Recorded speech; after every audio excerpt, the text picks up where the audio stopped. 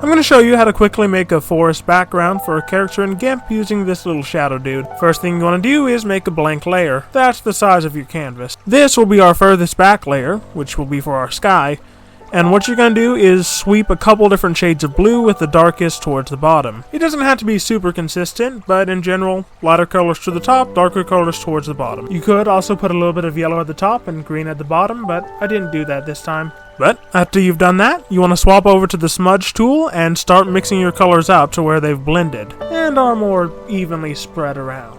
We're going to add another layer, and on it, at about halfway up, we're going to make a black line that goes from one side of the screen to the other. Then, bucket fill underneath it with a darkish green. Just make sure the black line actually reaches to the end of the canvas on both sides, otherwise you'll have to go back and fix that. Then we're going to come back in with a textured brush and add a couple different shades of green in, making sure one of them has a little bit of a reddish brown to it.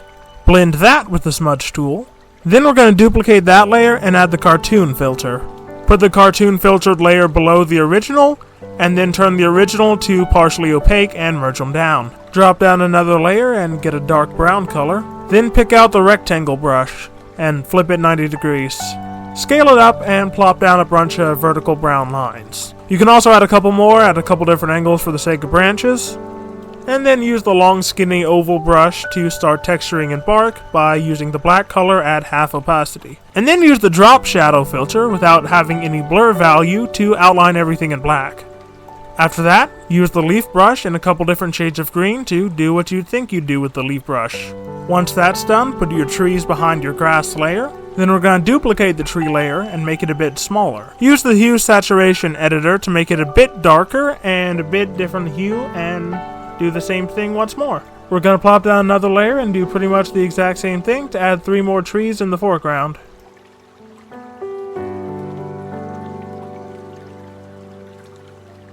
Now we're going to start using blur filters to add a depth, specifically the Gaussian blur filter. Starting with the farthest back trees, we're going to use it at a moderately high level, then repeat the process with the lower filter level on the other 2 trees. The closer it is, the lower the blur. Then we're going to sweep the back edge of the grass layer with the smudge tool and use the focus blur effect on the foremost tree layer.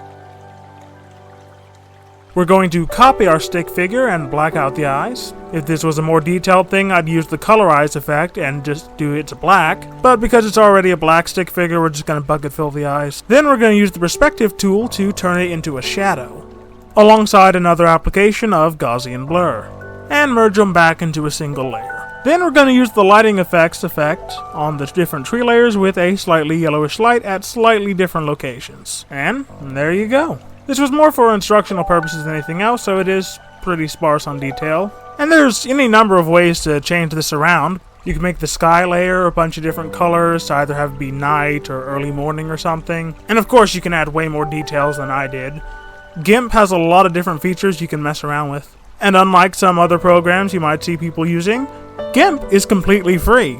So there's no harm in messing around with it and figuring out what works. If you found this video helpful, or even just liked it a little bit, please hit the button and subscribe and hang around for my ongoing madness.